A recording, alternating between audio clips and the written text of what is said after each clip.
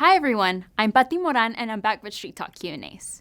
When heavy rains hit Garland, you may ask yourself, what is the city doing to help me stay safe while I drive? The Garland Street Department actually has crews that monitor roads that tend to flood when we get heavy rain.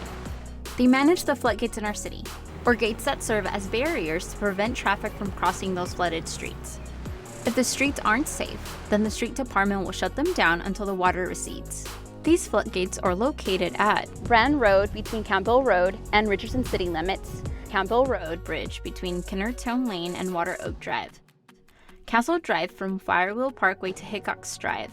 This location is close in conjunction with the city of Rowlett. Halford Road Bridge between George Bush Turnpike and John Sharp Drive, Miles Road from Pleasant Valley Road and Castle Drive, Naaman School Road Bridge between West Brand Road and East Brand Road. During heavy rain, it doesn't take much to make road conditions dangerous. With 6 inches of water, you can lose control of your vehicle. A foot of water will float many vehicles, and 2 feet of rushing water can carry away most vehicles, including SUVs and pickups. This is why floodgates are so important. They are there for your safety, so please don't drive around them. And if you happen to see road flooding, please call 911 to report it. You can also play an important part in keeping our roads safe. We hope you learned the important role that the street department and floodgates have during heavy rains in our city. And as always, we're grateful for your patience. The street department is here to take care of your street needs.